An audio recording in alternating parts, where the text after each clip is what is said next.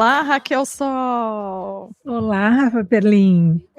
Eu tô tão acostumada a escutar as pessoas falando Rafaela Perlingeiro, Rafa Perlingeiro. Quando você fala Perlin, eu falo assim, ó. E outro dia alguém falou, Rafa Perlin, e o meu nome tá mudando. É que Perlin é pros íntimos, né? Perlin é carinhoso. Eu gosto. Hoje vamos falar sobre recuperar o senso de autoproteção. Chegamos na semana 10. Ontem estava editando semana 6, quando a gente tem aquela conversa sobre dinheiro. Eu me diverti muito. Acho que foi uma semana interessante, mas me senti meio... Tive que me controlar para não editar demais, porque me senti muito mimada. Não. Assim, meio Julia Cameron nos seus momentos. Não, mas aqui também a gente está falando sobre o caminho do artista e a gente traz algumas coisas da vida, mas a gente não está aqui para falar sobre economia, a gente não está aqui para falar sobre dinheiro, a gente não está aprofundando nesses assuntos, porque se a gente aprofundar em todos os assuntos que aparecer aqui, a gente não vai falar sobre o caminho do artista. Mas é um pouco do lugar de fala, que no final eu até falei, me redimi, falei que eu tenho consciência do meu lugar de fala. Então aqui reiterando. Da semana 10, reiterando a semana 6. Mas o que a gente pode fazer é, na semana 6, a gente deixa um adendo ali escrito. Vai lá escutar a semana 10, que eu melhoro. Eu acho que é só a sua percepção. Eu não tenho essa percepção. Eu acho que se eu tivesse essa percepção, eu teria comentado com você. Primeiro, eu acho que qualquer pessoa que esteja aqui fazendo o caminho do artista, de uma maneira ou outra, está num lugar privilegiado, certo? A gente só pode falar disso daqui quando a gente tem as coisas básicas, quando a gente tem o que a gente precisa para sobreviver e para viver. Então, falar sobre o caminho do artista no mundo que a gente vive é um lugar de privilégio, essa é a verdade. É verdade. E você fala isso na semana 6, by the way. Tá vendo? Então, eu falo, Raquel é uma pessoa tão inteligente. Pelo menos eu sou coerente.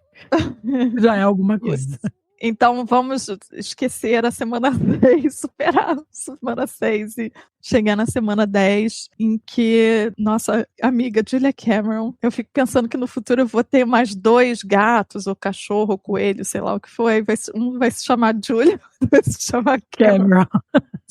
Mas voltando, ela vai dizer que criatividade é um assunto espiritual. Agora eu já entendi por que você achou que começou fraquinho.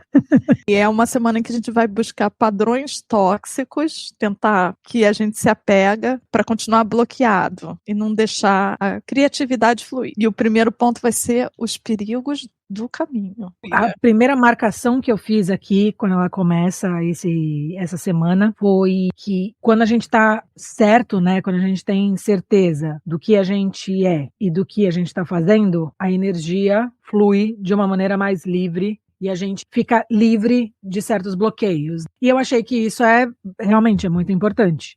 Não é nenhuma grande invenção, não é uma reinvenção da roda, mas eu acho que é isso mesmo, né? Quando a gente consegue ter uma certa claridade daquilo que a gente é e do que a gente está fazendo, fica muito mais fácil da gente ter essa energia fluindo e fazendo. E daí, às vezes, esses bloqueios podem vir de outros lugares, mas eles não vão vir de nós, dessa parte nossa, porque a gente vai saber o que está fazendo. Sim. Então, se até a semana 10 a gente consegue entender isso, porque não acho que até a semana 10 resolva tudo. Talvez a intenção dela com o livro é que na semana 12 você saia preparado para isso, mas eu acho que se aqui na semana 10 a gente já consegue entender que a gente precisa ter mais claridade daquilo que a gente faz e daquilo que a gente já é um ganho muito grande. E eu achei interessante que ela vai continuar dizendo que todos os criativos têm 1000 artifícios para bloquear a criatividade. Uhum. E ela meio que em forma de narrativa vai citando várias dessas coisas que a gente usa para bloquear a gente. E aí ela vai citar comida, trabalho, drogas, álcool, amor, sexo, pensamentos, sexo. E qual é a sua droga, Raquel? Então, você sabe que eu fiquei pensando muito sobre isso e eu não sei. Eu acho que nenhuma dessas é a minha droga. Talvez seria pensamentos. Eu acho que a minha droga maior é um conflito mental que eu tenho comigo mesma. E daí, quando é para procrastinar, é isso. Quando é para evitar alguma coisa, é isso. Quando é para me encher. Mas eu acho que, independente disso, em determinados momentos da minha vida, talvez eu tenha usado a comida. É que, de uma maneira geral, eu tento ter um controle muito grande dessas coisas na minha vida. Eu sou uma pessoa que eu tenho um problema muito grande com deixar alguma coisa me controlar. Então eu sempre falo, eu acho que o mundo das drogas nunca pegou porque é gostoso, é interessante, ou pode ser uma experiência boa, mas o medo de me sentir controlada por aquilo e não conseguir dominar. Com a comida a mesma coisa. Eu sinto que toda vez que eu nunca tive problemas de saúde alimentar, mas eu sinto que toda vez que eu começo a comer muito doce, naturalmente eu já me toco disso e falo, peraí, não preciso comer tanto doce. Então, eu acho que eu tenho a sorte de não deixar isso aumentar muito. Em compensação, não posso dizer a mesma coisa da ansiedade e da depressão. Talvez esses sejam os pensamentos. Mas eu acho que você reconheceu os pontos que a gente tem um pouco mais podem se tornar venenos desses, não é exatamente ponto fraco, né? Mas aonde, porque, por exemplo, de repente, álcool ou trabalho não é um ponto fraco para você, você está super garantida, mas já os pensamentos pode ser uma coisa um pouco mais difícil dependendo do momento. Exatamente. Né? Para você, tem algum que você acha que é... Pensamentos obsessivos ou de outras ordens também, certamente. É a grande batalha. E comida no sentido de açúcar. Eu uso algumas comidas sentimentais para ficar me confortando, e às vezes eu quero ficar naquele lugar de conforto muito tempo, sabe? E sem contar que hoje em dia, comida já não é nem comida, são processados, comestíveis, como dizem por aí, e é que tem uma força de viciante muito forte, então fica uma batalha injusta, eu acho, às vezes. Então, mas aí o importante é que ela vai dizer que é o abuso dessas coisas que vai gerar o bloqueio. E ela começa a falar do nosso potencial. Ou tem medo às vezes eu acho que a gente tem medo de descobrir o nosso potencial, ou tem medo da falha, e daí você vai usando todas essas coisas para ir boicotando o seu caminho. Né? Eu acho que tudo isso tem a ver com o medo do desconhecido, porque todo mundo fala assim, mas você tá com medo do quê? De dar certo ou de dar errado? Porque é engraçado dizer que você tem medo de dar certo, mas a verdade é que uma vez que dê certo aquilo que você quer, aí talvez você não tenha mais desculpas para não se dedicar àquilo, ou para não fazer aquilo, e às vezes você não tá preparado, né? Eu acho que a gente pode comparar isso a vários momentos da vida. Às vezes você tem um emprego que te ofereceram e é um emprego nota 10 que você adora, mas você tem aquele medo de aceitar aquilo por às vezes não se sentir capaz ou por simplesmente não saber se é a hora certa, ou às vezes é um emprego do outro lado do mundo ou numa outra cidade ou numa coisa, e você tem que dar um passo, né, um leap of faith, que seria um pulo de fé, né? Você tem que simplesmente ir acreditar. E que quando a gente não consegue fazer dessa maneira, aí a gente vai buscando um entorpecimento daquilo que serve pra gente. Para alguns, acaba sendo coisas sérias, né? Porque é óbvio que você comparar alguém que trabalha demais com alguém que bebe demais, claro que os dois são bem nocivos à saúde, mas tem um que é nocivo mais rápido do que o outro. Tem um que às vezes pode ser nocivo de uma maneira que você não vai conseguir voltar atrás tão rápido. E o problema do alcoolismo, que o meu pai sempre falava, é que você não é só nocivo para você passa a ser nocivo para a comunidade. Você entra num carro, uma pessoa que não tem nada a ver tem esse tipo de implicação. E eu achei interessante que ela meio que junta com a semana passada, porque ela fala dos returns de novo. Dos retornos, né? É verdade. Ela fala dessa coisa do medo, um bloqueio para aliviar o medo. E ela fala que todas essas coisas são boas para a vida, né? A comida, o álcool, tudo isso pode ser bom. É o abuso dessas coisas que traz problemas para nossa criatividade, né? Que traz problemas para a vida. Porque eu acho que se traz problema para a vida, vai afetar a criatividade. Não tem como uma coisa não afetar a outra. Sim. Que é o que você acabou de falar, que a escolha de se bloquear é, de novo, um retorno dessa criatividade, né? É você parar de recomeçar tudo de novo porque você decidiu deixar aquele bloqueio acontecer. Claro que eu acho que não é tão simples, às vezes você não deixa simplesmente ele acontecer, ele vem mais forte do que você e você não consegue lidar.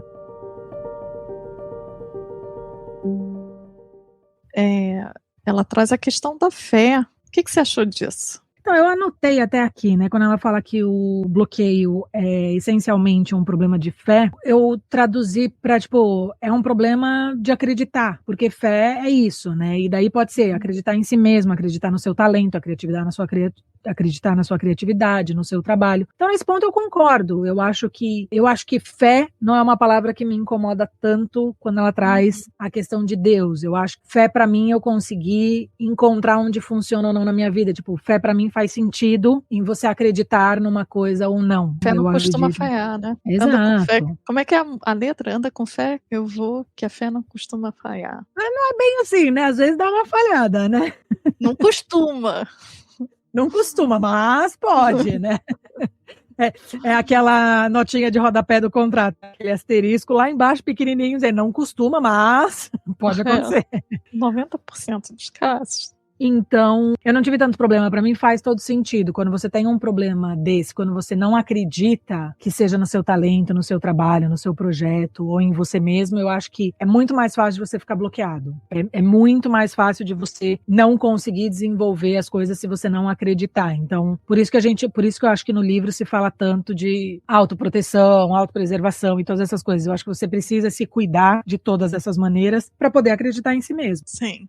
Ela estava falando, a gente estava falando da questão do bloqueio por questão de fé, e daí ela fala, né, por exemplo, do que se torna, se a gente se tornar antenada, se a gente prestar atenção no que bloqueia a gente consegue evitar esses bloqueios e esses retornos que a gente tem que fazer para se salvar. Ela falou uma coisa aqui, esse é o segredo, mas ela falou uma coisa aqui que eu achei que é meio perigoso, então que eu coloquei um ponto, porque ela continua dizendo assim, que os bloqueios não vão continuar funcionando efetivamente se a gente tomar cuidado dessas coisas. Com o tempo, a gente vai tentar lidar com a ansiedade e ver onde ela emerge. E ela fala que a ansiedade é combustível.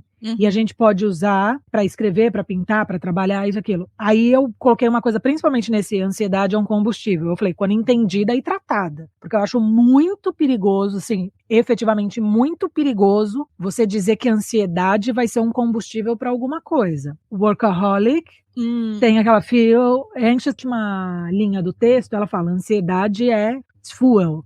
Então ela está dizendo que é combustível. Eu achei, assim, quase criminoso dizer uma coisa dessa. Eu acho que tem que deixar muito claro, né? Mas aí é a coisa dos 30 anos que se passaram, porque eu acho que a gente percebe a ansiedade muito mais de uma maneira clínica do que como as pessoas falavam antigamente, entendeu? Mas eu acho que você tem total razão. É que o livro passou por revisões, né? O que eu fico pensando assim, ansiedade é uma patologia. Ansiedade é uma patologia. Tem gente que sofre muito, porque a ansiedade leva a crise de pânico, a ansiedade leva a agorafobia, a ansiedade leva a um monte de coisas ruins também. Então, eu acho assim, claro que se alguma coisa te faz ficar ansiosa e você tem o controle daquilo, aquilo não é uma patologia para você. Você consegue entender que aquilo pode te mover, que aquilo te faz sair do lugar, eu acho que é importante. Mas eu não acho que, por isso que eu coloquei uma flechinha e coloquei, para mim isso só funciona quando essa ansiedade é entendida e tratada, né? Quando você entende essa ansiedade e se ela é um problema, você trata. É que a gente está pensando na ansiedade nessa maneira mais como, qual seria a palavra? Mais clínica. Eu acho que você pode usar a palavra ansiedade existe uma ansiedade realmente que todo mundo experimenta em algum momento da vida e que você consegue manejar. Essa ansiedade em estado puro, que é realmente complicada, que o nosso mundo fala um pouco mais, e eu acho importantíssimo, realmente, hoje em dia essa frase não... Você tem razão, acho que não... É porque eu sinto... Me lembrou... Só uma última coisa, me lembrou o Michael Caine. Lembra que eu falei em algum momento do Michael Caine? Trabalha com a dificuldade. Eu acho que é isso que ela está querendo dizer. Isso, para mim, é uma coisa que não funciona. Isso, para mim, é uma frase, trabalha com a dificuldade. Então, se você não tem o que comer, tipo... Não, mas não é assim. É que trabalhar com a dificuldade... Eu não gosto dessa coisa de trabalhar com a dificuldade, porque depende da dificuldade, porque aqui ela continua falando, ela fala, por exemplo, assim, se sente ansioso, tenta usar a ansiedade. Claro que você pode tentar, mas assim, eu tô dizendo por uma experiência própria. Quando eu tenho crise de ansiedade, a minha ansiedade me embota de uma maneira que eu não consigo fazer absolutamente nada.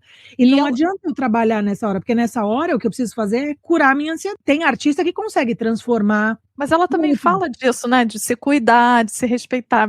Quando a gente quer ver muito o lado ruim do que a pessoa está falando, fica complicado, porque a gente sempre pode ser sofista a ponto de pegar uma falha no que o outro está falando. Por isso que a gente fica tão prestando atenção em tudo que a gente fala, tentando evitar, porque tem sempre alguém querendo. Mas eu acho que existem casos e momentos frequentes em que a gente não tem que trabalhar com dificuldade, não tem que trabalhar com nada, que a gente tem que parar e se cuidar. Eu concordo com o que você está falando e eu entendo que não precisa também levar todas as coisas ou aprofundar todas as coisas, mas eu acho que isso é um caminho pessoal, que cada um que lê faz esse caminho. Então, por exemplo, essa parte, pessoalmente, é uma parte que me incomoda, porque é diferente a história do Michael Caine, que é interessante quando você fala, você está numa aula de acting, né? Você está numa aula de atuação, você está lá e alguém tá com uma cadeira para você, e daí você fala, meu, trabalha com a dificuldade. Você está numa aula de atuação, você está num lugar seguro, você está num lugar para aprender, você está num lugar para testar. Agora, você está na vida, sofrendo de ansiedade, alguém diga para você e fala, tipo, usa a sua ansiedade que você vai seguir em frente. E daí não, a pessoa mas fala, você né? pode falar isso para você.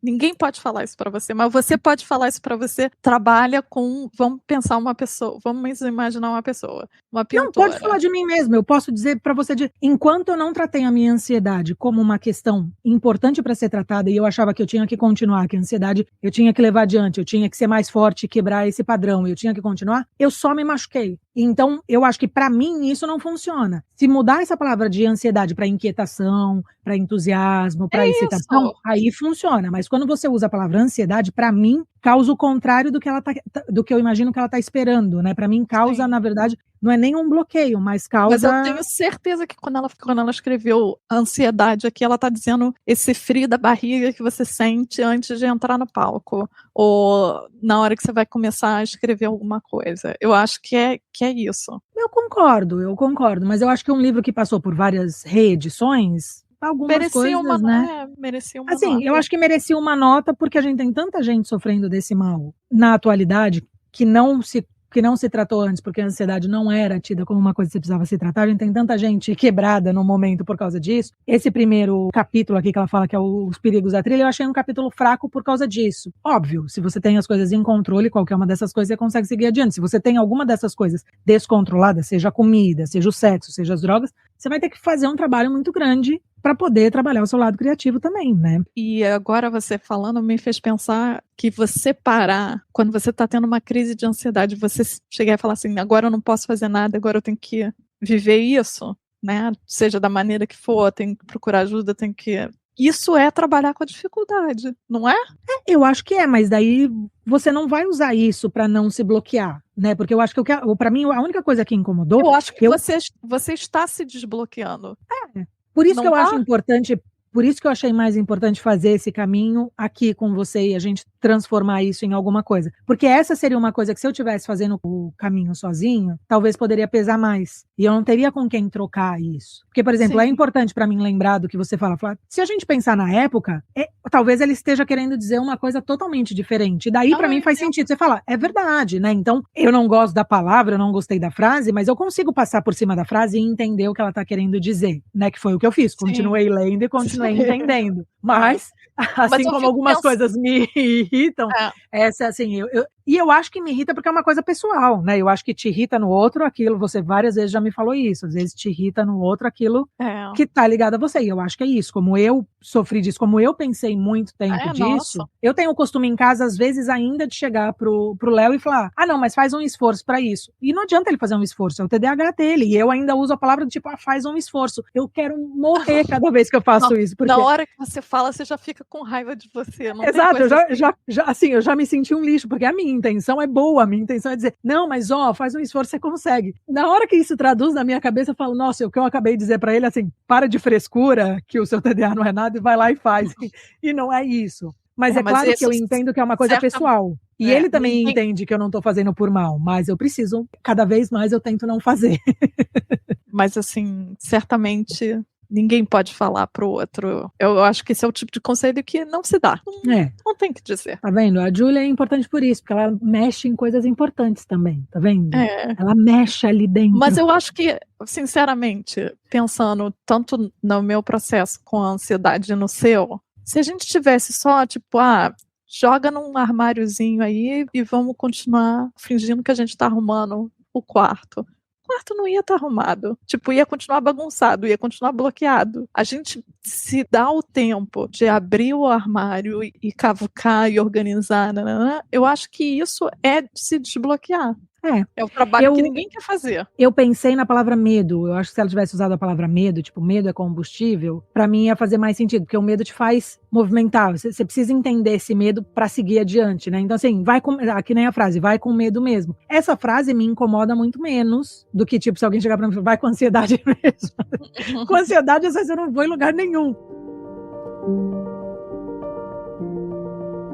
Próximo ponto que ela traz é isso, é ser workaholic, trabalhar demais. Aí fica mais interessante. Aí pra mim começou a ficar mais interessante. Então fala que eu quero... Eu acho que ela fala que quando você tá muito ocupado pra fazer as suas páginas matinais, ou pra sair com você mesmo, né, fazer o seu encontro com o artista, ou pra você ouvir as suas vozes criativas, ouvir aquilo que é importante pra você, isso é um problema. Então eu acho que mais do que só trabalhar demais é deixar qualquer outra coisa, porque às vezes você não tem um trabalho formal, mas você às vezes se ocupa demais da casa, das crianças, né? Porque eu acredito que tem um monte de gente aqui que tá ouvindo que às vezes pode não ter um trabalho que te consuma tanto, mas a soma do trabalho com a casa, com os filhos ou com uma vida, isso e aquilo, te faz não ter tempo para essas coisas. E o fato de você não ter tempo para essas coisas nesse caminho que a gente tá fazendo vai criar um grande impasse, vai criar um grande problema para você. Porque aquilo, se você não tá, eu entendo hoje quando ela fala das páginas matinais, é que se você não tem tempo para fazer as páginas matinais, você não tem tempo para se escutar, você não tem tempo para se ouvir. A minha terapeuta fala muito isso, ela fala que todo mundo que senta lá no sofá é a questão de não ter tempo e de não dar conta. Então acho que a gente vive nesse momento da civilização da sociedade, a gente não dá conta de tudo e a gente tem que aprender que não é para dar conta de tudo mesmo e a gente tá sempre sem tempo, sempre. E daí ela segue dizendo, né, se eu tivesse mais tempo, eu me divertiria mais. Essa coisa de querer ter mais tempo, eu acho muito difícil aparecer tempo pra gente na vida que a gente tem. Se a gente não criar esse tempo, o tempo não vai aparecer do nada. Existem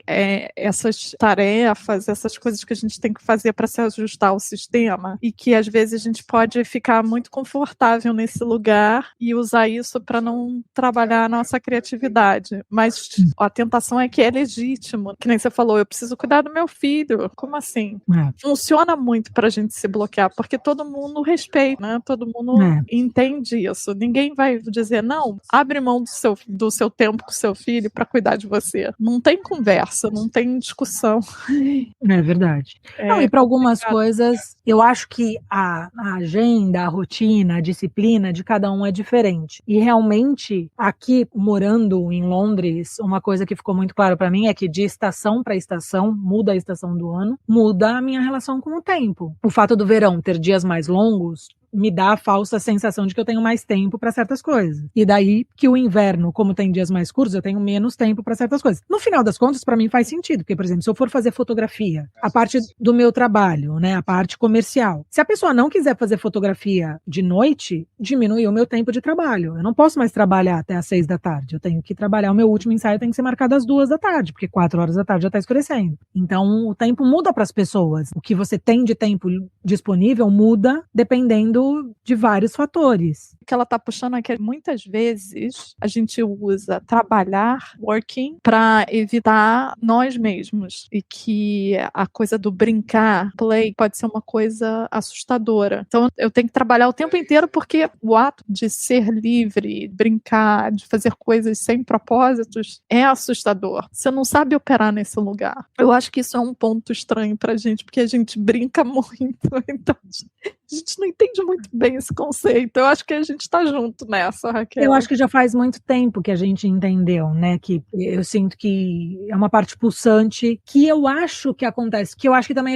eu não confundiria com gostar do seu trabalho ou não. Acho que gostar do seu trabalho é um outro ponto. Você pode gostar muito do seu trabalho, ser um trabalho que te dê muito prazer, que te dê muita realização e ainda assim te traga coisas ruins porque você tem que se dedicar mais, porque o trabalho te exige muito mais do que aquilo que você poderia. E você pode ter um trabalho também que às vezes você não gosta, mas que ele não exige de você alguma alguma coisa que não é saudável. Mas quando você é workaholic, no fundo eu acho que você sabe que você é. Não precisa escavar muito. Eu vejo isso, dá uma necessidade de dizer que não tem tempo pra nada. Ninguém tá perguntando, e você tá lá repetindo isso, que você não tem tempo pra nada, que você... A história que eu gosto de repetir agora é que você tem que fechar a mala da sua filha, você está exausta, você tem que fechar a mala da sua filha. Tipo, isso não é um problema, mas passa a ser um problema, né? Então é difícil. Ela passa aqui uma série de perguntas, né? Ela fala 20 frases. Esse quiz. Eu fiquei pensando, gente, eu tô bem trabalhada nessa quiz. Eu também pensei assim, eu falei, eu nem vou fazer, porque não, eu vou fazer, só pra ter certeza. Mas tem algumas coisas que eu sinto que eu sou uma pessoa que eu não tiro muito férias. Não sou workaholic, mas eu não tiro muito férias. Eu respondi que raramente eu tiro férias. Porque se eu for parar pra pensar no ano passado, eu tirei férias de uma semana desse ano. Não vou falar do ano passado, porque o ano passado eu tenho que repensar, mas desse ano. Eu tirei férias de uma semana e depois eu tinha tirado mais férias de 3 dias. Então eu tirei férias de 8 dias nesse ano. Tem uma pergunta que ela fala para listar alguma coisa que eu falei, ter tempo entre projetos, entre trabalhos, que é uma coisa que eu acho que eu falho, não é tanto férias, mas esse tempo de ócio, eu tenho que entender que eu realmente preciso dele, não dá para emendar trabalho. É importante saber disso, né? Mas, por exemplo, né, nesse mesmo questionário, ela pergunta numa hora também assim, você tenta fazer 2 coisas de uma vez só, tipo, 2 coisas ao mesmo tempo? E eu geralmente faço isso. Por exemplo, às vezes eu tô trabalhando aqui, então eu tô trabalhando, mas aí eu vou colocando o trabalho de casa no meio do trabalho. Que por um lado é bom, eu vou, mas às vezes também sobrecarrega, porque daí eu fico o dia inteiro indo pra lá e cá, pra dar conta de fazer tudo. E no final do dia eu tô acabada porque eu fiquei fazendo tudo, ao invés de, vou sentar e vou fazer uma coisa e depois eu vou fazer outra. A gente pode ter um capítulo no futuro, um episódio, em que a gente vai falar só sobre tarefas domésticas, porque eu adoro. Podemos. Eu tava pensando nisso. Com certeza. E a pergunta 17, Raquel, o que você respondeu? Que antes com ela. eu fazia bastante. Então, a pergunta que ela está me questionando é assim, que na verdade você preenche o seu tempo livre com o plano dos outros. Coloquei que antes eu costumava fazer isso geralmente e que hoje eu faço mais raramente. É verdade. Ainda não é nunca, mas hoje eu faço mais raramente. E você, o que você respondeu? Na semana passada a gente conversou sobre isso e você estava justamente falando que você não faz mais isso. E eu acho que desde que a gente se conheceu, a gente, em algum momento, ou eu estava tendo essa dificuldade, ou você estava tendo essa dificuldade. É uma questão pra gente. Priorizar o outro antes de priorizar o nosso tempo é uma questão que eu acho que a gente está ficando melhor. Tô orgulhosa da gente, Raquel. Pode anotar. Tem uma pergunta que... Pode, né? Tem uma pergunta aqui que também eu achei interessante, que é a 16. Eu coloco os meus sonhos criativos antes do trabalho. Eu sinto que antes eu não fazia isso nunca. Agora a gente está fazendo. Agora eu faço raramente, assim, né? Não é ainda geralmente, é raramente, porque as respostas que ela dá, a gente está falando disso porque as respostas que ela dá é raramente, geralmente ou nunca. Então é por isso que eu estou usando essas palavras, né? Porque foram as palavras que ela deu. Quais são as opções? Como é que você traduziu, Selda? Raramente, often, geralmente, né? E never, nunca. Eu gostei de ler quando ela fala essa coisa do workaholic ser um vício comportamental e não de substância. E eu me lembrei quando eu estava lendo sobre redes digitais, eles tratam também como isso, pode ser um vício comportamental. Por isso, às vezes, seja mais difícil de você precisar, né? Que você tá com um comportamento viciante, talvez seja a palavra. E aí ela fala que é importante você estabelecer limites. Quando ela fala sobre seca, ela fala que essas secas vão acontecer, é inevitável, e ela aconselha a gente ir para as páginas, que as páginas vão ajudar a gente. Ainda que pareça que não, ela relembra aqui que as páginas matinais não é sobre escrever, que eu acho importante, que ela pode facilitar a nossa escrita, se você é um escritor, mas páginas matinais não servem para isso. É tipo um refúgio esse período de secas e de dúvidas é quando a gente está lutando ou está em luto. Lutando ou em luto. Funciona bem em português. Lutando contra essa força criativa, ela chama de Deus, mas eu vou chamar de força criativa, ou em luto por coisas do passado. Eu acho que é isso. A gente tem que lembrar, quando a gente estiver vivendo esses momentos de dúvida e de seca, que eles passam. Então, ir para as páginas ajuda nesse sentido de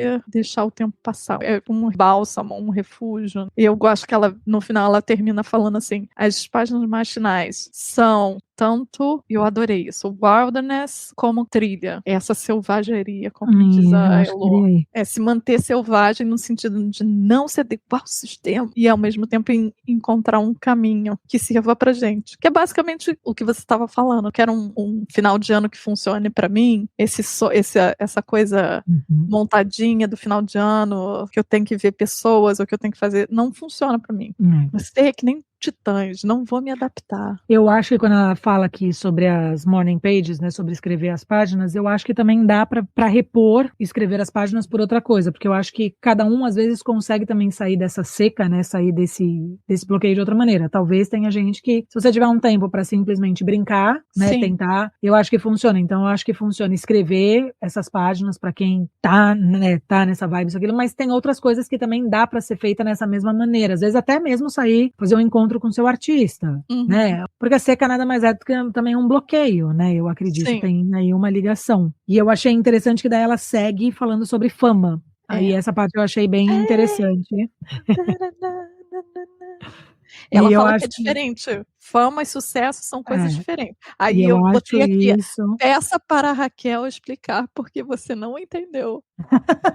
Eu acho que sucesso é você ser reconhecido pelo seu trabalho, pelo que você faz, e fama é você ser reconhecido por quem você é, de uma maneira assim, mais tosca. Eu realmente não entendi isso. Ponto do trabalho é o trabalho. A fama interfere com essa percepção. Por quê? Ao invés de escrever, ser sobre escrever, escrever se torna em ser reconhecido, não só publicado. Então, assim, eu acredito que um sucesso para um escritor é ter um livro publicado. Para que você faz aquilo? Você escreve um livro para ser publicado e para ser lido, mas não necessariamente esse livro ficou conhecido no sentido de fama. Então, por exemplo, tem muita banda, tem muito músico que trabalha sem reconhecimento de fama, mas que pode ser bem sucedido, porque pode viver pode trabalhar com vários projetos bacanas, mas você não conhece o nome da pessoa, você não sabe que é aquela pessoa que fez aquilo. Então, sabe o que eu pensei? Eu acho que eu criei essa... Ela fala da fama como um atalho para autoaprovação e para o amor.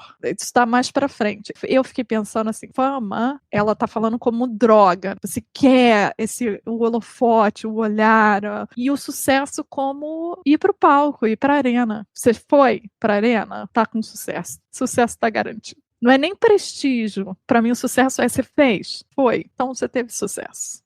Eu também acho isso. Para mim, assim, sabe o que eu penso de uma maneira bem direta? É assim, quem faz o Big Brother tem sucesso ou tem fama? Você sai do Big Brother famoso. As pessoas te conhecem. Quer dizer que você tem sucesso? Não estou diminuindo a fama. Não estou dizendo que buscar a fama é errado. Mas a fama não necessariamente vai vir de alguma coisa que você fez. Sei lá, o Harry da família real, ele é famoso porque ele é o Harry da família real. O que ele fez para ser famoso? Né? Nasceu. Nasceu do útero correto. Ele não foi bem sucedido. Não que ele não tenha feito coisas na vida dele, mas de uma maneira geral, ele não teve que fazer nada para ser bem sucedido, para ser famoso. Quem busca um reconhecimento pessoal, não do seu trabalho, isso, aquilo, eu acho que está buscando a fama. E eu acho que sucesso no trabalho é isso que você falou, é você estar presente ali, é você ter conseguido desenvolver aquilo que você queria. Você chamou a atenção, eu também tinha sublinhado, que ela fala que o ponto do trabalho é o trabalho, mas aí ela vai retomar uma frase que eu até botei no Instagram do Notas de Afeto. Lembre que tratar você como um objeto precioso te faz forte. O que ela está querendo colocar é um contraponto. Em vez de buscar a aprovação alheia, busque a sua aprovação, o seu cuidado, o seu amor. Exatamente, e é isso que a gente falou. Vou falar de um livro que é uma coisa mais simples. Você é um escritor, você escreve um livro, você é publicado. Mas vamos dizer que esse livro não fique pop, ele não fique conhecido. Porque hoje tem vários artistas que escrevem e como a gente está num momento literário muito interessante, que tem muita coisa surgindo, tem gente que fica famosa. Então, por exemplo, eu li um livro que um monte de gente leu, porque ficou famoso, foi pro TikTok, as pessoas isso e aquilo, e garanto que muitas pessoas só leram porque o livro é famoso, não necessariamente quiseram ler aquilo. Em compensação, às vezes eu compro livros que eles não são nem vendidos em grandes livrarias, eles são aqueles livros que só são vendidos em pequenas livrarias, que quando você vai conversar com alguém, ninguém conhece, né? Aquela pessoa que... Mas ela escreveu um livro, o livro tá publicado. Se essa pessoa achar que a autoaprovação dela só vem se ela ficar famosa, então, às vezes eu sinto que essa pessoa, ela não está ok com ser uma escritora, né? Ela ainda não tá, ela não se sente bem o suficiente como escritora, ela precisa da fama para dar essa validação para ela. E eu acho que é normal, faz parte do caminho. A gente várias vezes sente falta dessa aprovação, né? Dessa validação que vem de fora. Tem que tomar cuidado para o investimento em ser conhecido e ter o trabalho difundido não tome parte do fazer o trabalho, entendeu? Que é o perigo de ficar investindo muito em fama, divulgação, vamos dizer assim. Acho que às vezes você bota um tempo tão grande que tira desse lugar que é a sua força motriz. E aí você fica mal, não vale a pena. O melhor investimento, para mim, seja tão bom que as pessoas não possam ignorar o seu trabalho. Você sabe que eu sinto que nesse mundo de fama, às vezes quando você pega alguém que é muito bom no que faz, ele consegue lidar com a fama e com o sucesso de maneira melhor. Quando você encontra alguém que tem uma vida pessoal, ou que seja por fofoca, ou que seja por problemas, ou que seja por qualquer coisa, que pessoalmente, que né, no caso da fama, chame mais atenção do que o trabalho que a pessoa faz, as pessoas não estão te reconhecendo pelo seu trabalho. Não. Né? Você não está conseguindo. Então, quando você também é muito famoso, você tem que tomar cuidado com isso, porque tem a palavra cancelamento, tem muita gente que é cancelada, então eu acho que a fama também é essa faca de dois gumes. Sim. E não é que ela fala que a fama é ruim, mas ela fala que é isso, né? Que buscar a fama para ser amado não vai te trazer isso. Né? Você precisa conscientemente, consistentemente, nutrir a sua criatividade e o seu eu artístico, não buscando essas coisas. E daí ela linka falando de competição, que daí eu achei muito interessante. O que você achou, Raquel, dessa parte? Ela diz, se alguém conseguir algo que você sonha, você tem que tomar cuidado. Qual vai ser seu pensamento? Você vai pensar, ela conseguiu isso no meu lugar? No meu lugar? Ou por que eu não consegui isso? Ou que bom que ela conseguiu, como é que eu faço para fazer isso? Acho que ela já trouxe essa discussão de alguma maneira. Quando fala de inveja, né? Ela, lá na frente ela fala. E aí vai ter um momento que ela vai falar assim, algumas perguntas importantes que a gente pode fazer para ficar atento, para não entrar nessa coisa da competição, que eu acho que às vezes é mais sutil do que a gente imagina. Às vezes eu me pego e assim, peraí, eu tô Às vezes a gente confunde comparação com competição. A gente acha que a gente só está comparando e no final das contas a gente está competindo. Isso, né? Tem uma coisa que eu percebi há pouco tempo. Eu sempre achei assim, existe um grupo de pessoas muito grande que gasta, ou que usa um tempo para ficar consumindo coisas que vêm essa coisa do nosso mundo atual, dos influencers, das celebridades. Eu sempre me achei, tipo, ai, que bom que eu sei lidar com isso, tô garantida, não sigo. Mas aí tem a minha coleguinha ali do lado, que adora postar roupa ou não sei o que, nanana, e aí eu me pego, eu não tô tão imune a essa competição. Eu também tô competindo, só que eu tô competindo com o meu cercadinho aqui. E isso pode ser ainda pior. Porque hoje realmente a competição que a gente vê de uma maneira geral são nas redes sociais. A gente se compara e compete com pessoas que a gente nem conhece, com pessoas que a gente nem convive. Porque antes você competia com o cara ali do lado, que trabalhava do seu lado, com a pessoa que você conhecia. Hoje você compete com alguém que você nunca viu na vida. E eu vejo, às vezes, conversando com amigos, as pessoas falando, não, porque vem uns comentários que falam assim, tá vendo? Por que você tá preocupado com o que a fulana tá pensando sobre isso? Ela não tem importância nenhuma na sua vida, mas eu entendo o que a pessoa tá falando e eu sei o que é isso. Você desenvolve toda uma relação com uma pessoa que não está na sua vida, não faz parte da sua vida. Depois eu te dou um exemplo concreto. Eu acho interessante quando ela fala de que todo trabalho é influenciado por outro trabalho. Todas as pessoas são influenciadas por outras pessoas. Nenhum homem é uma ilha e nenhum pedaço de arte é um continente sozinho. E eu acho que isso é muito importante, né? Por isso que a competição... Fala. Não, fala você. Por isso que a competição... Por isso que a competição, na verdade, se torna uma coisa tão negativa, porque se você não aprende, não se deixa influenciar por outras outras pessoas, outros trabalhos que conversam com você, que são importantes para você. Você está mais preocupado na competição direta com a pessoa do que a intersecção entre um trabalho e outro. E eu acho isso, a gente pode aprender muito com pessoas que a gente admira, e se a gente conseguir separar isso, eu também não acho que competição seja de todo mal, mas eu acho que aquela competição de dizer, eu quero fazer isso também, tipo, alguém colocou que vai participar de um edital de não sei o que lá, eu quero fazer isso também, mas eu acho que é isso, é se inspirar por alguém que tá fazendo um trabalho, que você vê qualidade, vê progresso, isso, e usar isso de uma maneira para desenvolver o seu. Esse é o canto da sereia do Instagram pra mim. Eu começo a falar, olha o trabalho dessa pessoa, que coisa linda, quero mostrar para outras pessoas. Só que junto com isso, aí começa a vir comercial, aí aparece notícia, umas notícias bizarras, aí as mesmas pessoas que me inspiram, que botam coisas interessantes, também estão botando um bando de notícia que eu fico revendo. Aí quando eu paro e penso, a natureza do negócio é que é o problema. Eu preciso, é uma coisa que eu tô trabalhando, eu tenho que descobrir uma maneira de manter esse lado positivo da conversa, da inspiração. Eu sinto que o Substack é bom nisso, essa coisa da newsletter. Pelo menos as pessoas que eu sigo, toda vez que eu leio, sinto essa parte da inspiração mais do que qualquer coisa. Ou tipo, achei esse livro, aí você vai lá ver o livro, aí, enfim, eu gosto disso. Tem uma parte que ela, logo depois disso, ela fala, o espírito de competição é o oposto do espírito de criação. E se a gente pensar nisso, a gente fica. E ela fala que a arte precisa ser incubada. Então eu acho que isso é importante também, porque cada um tem o seu tempo. Às vezes você olha para uma coisa e fala, mas eu podia ter feito isso também, eu podia ter feito um vídeo assim.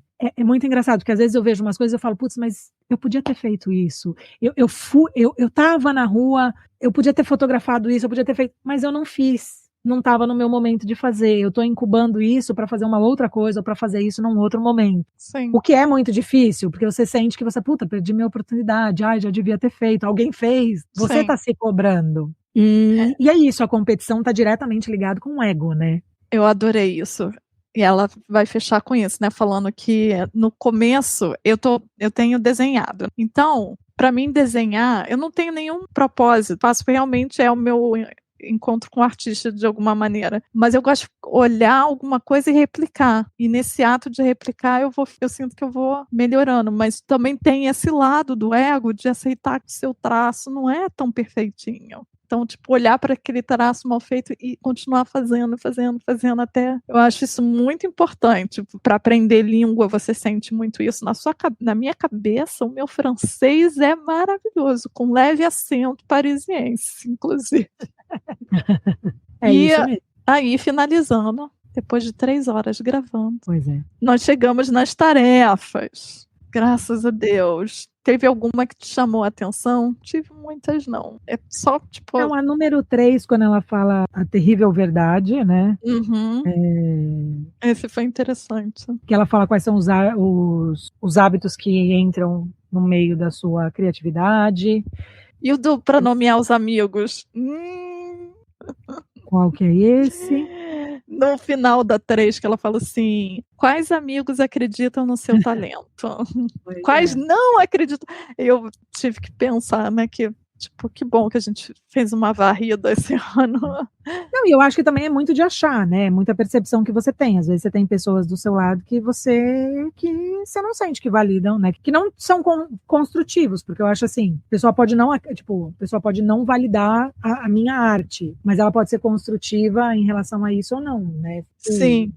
E eu acho legal que ela botou assim, ela sempre bota, como é que é? A sua dúvida já existe com você. Quem está duvidando da sua arte é você. Mas quem são as pessoas que estão dando o gatilho? Tá na sua vida para fazer isso, para te colocar dúvida, para olhar para o seu trabalho, colocar dúvida na sua cabeça, essa pessoa é maldosa. Ah, sim, mas às vezes você não percebe e às vezes a pessoa é cretina, né?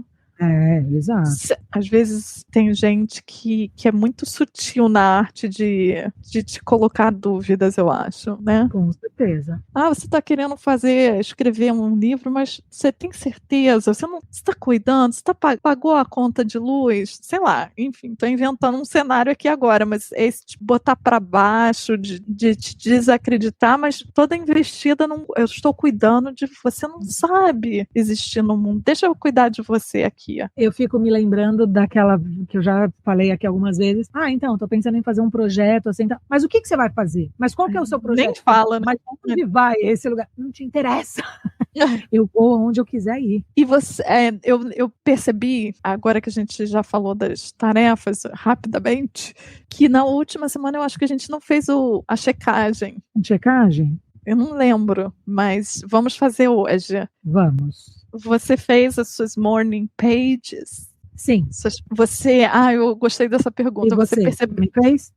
Fiz. Eu consigo contar as vezes que eu não fiz. Não que isso tenha muito... Eu gostei dessa pergunta que ela fez assim. Depois que você leu as suas páginas matinais, desde que você começou, mudou o seu jeito de escrever essa semana?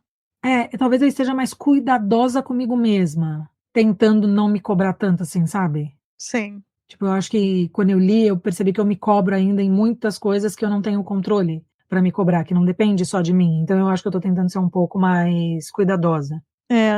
Eu realmente não percebi diferença, mas acho que deve ter alguma. Eu percebi que eu não quero ler as páginas matinais. A minha vontade é terminar de ler e deixar na estante para os escafandristas do futuro ou queimar. É a única... Eu não gostei do processo de ler muito, não.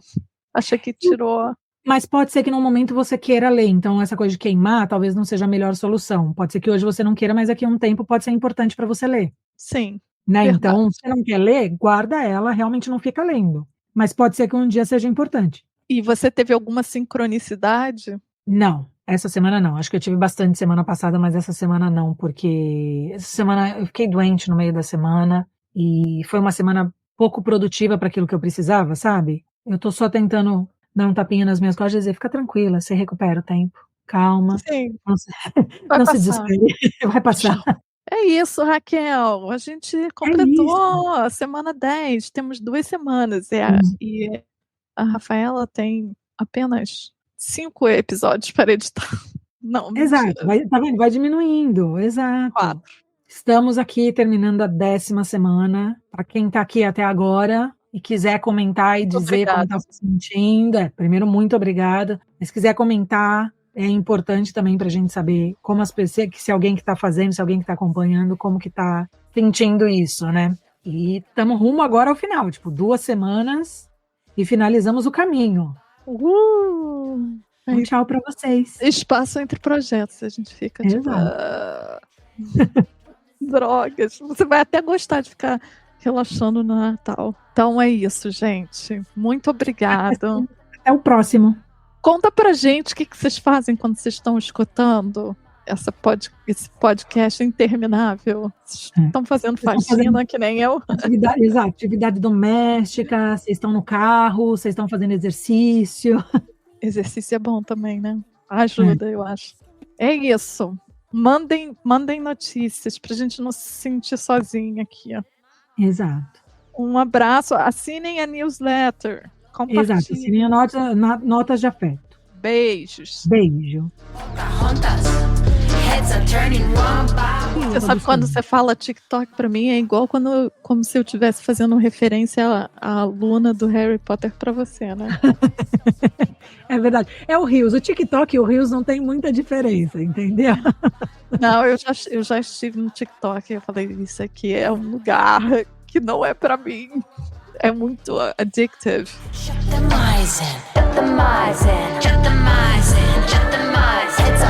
Isso aí, Raquel. Sobrevivemos.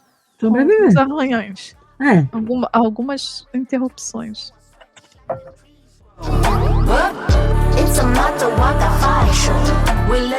Até fevereiro não tem projeto nenhum. Você não falou que tinha um em janeiro? Não, eu tenho coisa para entregar em fevereiro, então de projeto de fotografia eu tenho que fazer acontecer.